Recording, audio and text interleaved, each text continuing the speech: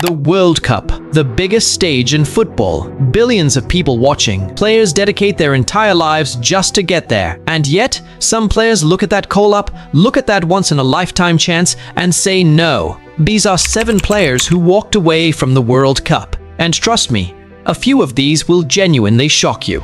Number 7. Odsonne Édouard, Haiti. 2026. This summer, Odsonne Édouard had a brilliant season. 14 goals, 3 assists for RC Lens in Leg 1. He even scored in the French Cup final as Lens won their first trophy in almost 30 years. The form was undeniable. Haiti came knocking, making only their second ever World Cup appearance. They needed a striker. Édouard was eligible through his Haitian parents. It looked perfect, but he said no. And here is the part that actually earns him respect. His reason was not selfishness. It was the complete opposite.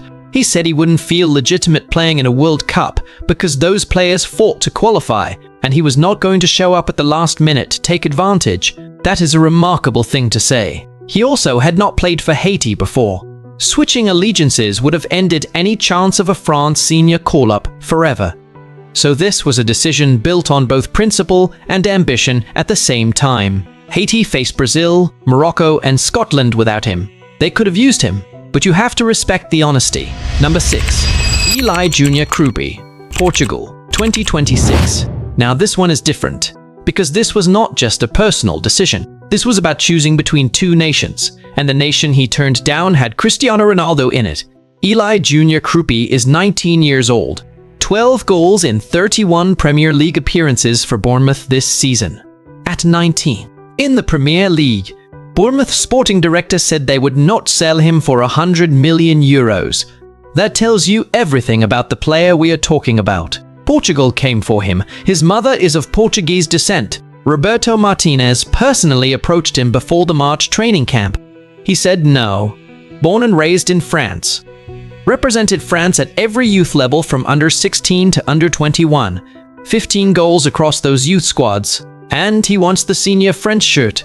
That is the dream. So when Portugal offered him a World Cup spot, he turned it down to keep chasing France, knowing he would then have to compete against Desiré Doué, Bradley Barcola, Michael Olise, Ousmane Dembélé, and Ryan Cherki. That is a brutally difficult path, but he chose it anyway. And honestly, the audacity is kind of incredible.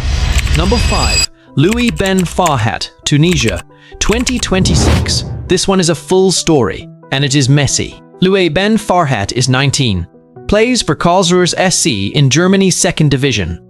He had already earned 2 international caps for Tunisia in friendlies back in March. He was in the squad.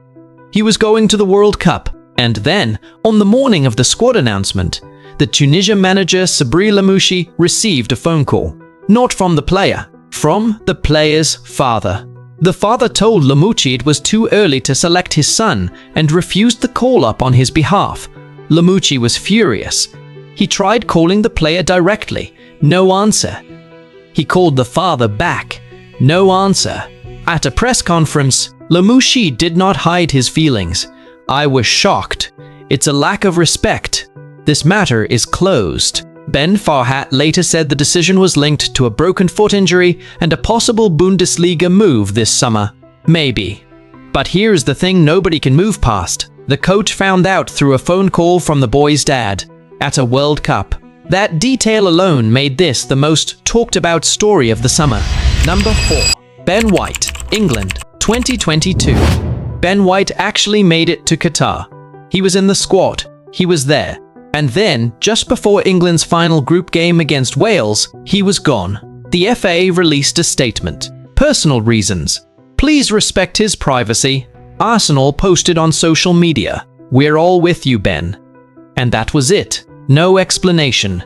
Reports surfaced of a verbal clash with assistant manager Steve Holland during training. One version suggested Holland questioned players on tactics. White either didn't know or refused to engage, and it escalated in front of the entire squad. White never confirmed any of it.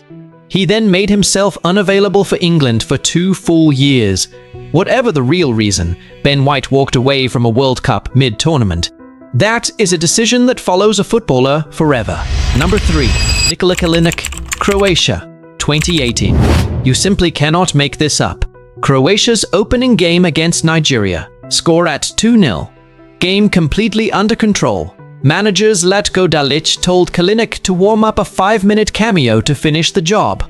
He warmed up, then told the coaching staff he could not come on. Back problem. Except this was not the first time. He had already pulled out of a pre-tournament friendly against Brazil with the same complaint. He had missed a training session before the Nigeria game too. Dalic had seen enough. He was sent home. His teammates went on to reach the World Cup final. They lost to France 4-2, and when Croatia's players were each offered a runners-up medal, Kalinic turned his down. "I did not play in Russia. I did not contribute. I do not want it."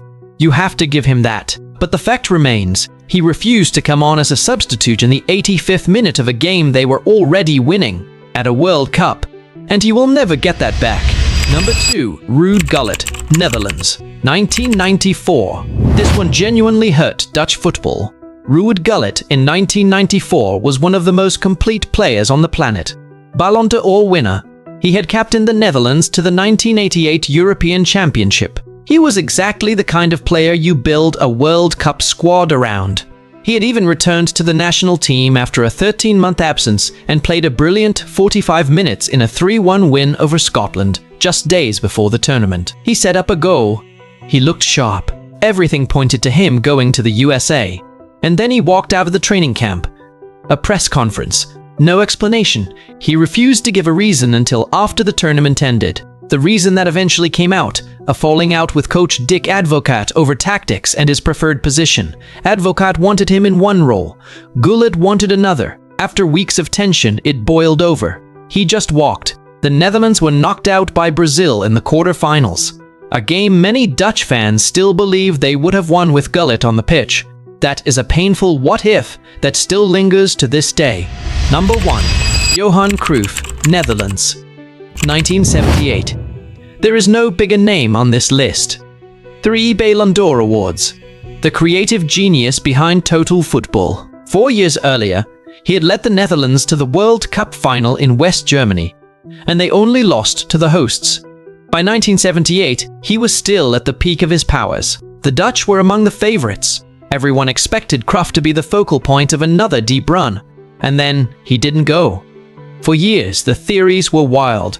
Money disputes with the Dutch Football Federation, a sponsorship conflict. Cruyff had a Puma deal. The national team wore Adidas. Some even claimed his wife refused to let him travel. The real reason came out in 2008. 30 years later, Cruyff and his family had been held at gunpoint in their Barcelona home in 1977. An attempted kidnapping, a traumatic event he kept completely private for 3 decades. After that night, he simply could not bring himself to go to Argentina. "There are moments in life when there are other values," he said. The Netherlands went without him and reached the final anyway, only to lose 3-1 to the hosts, the world's best player. Sitting at home, watching his country play a World Cup final without him, because of a night of terror nobody knew about for 30 years. That is the most extraordinary story on this list.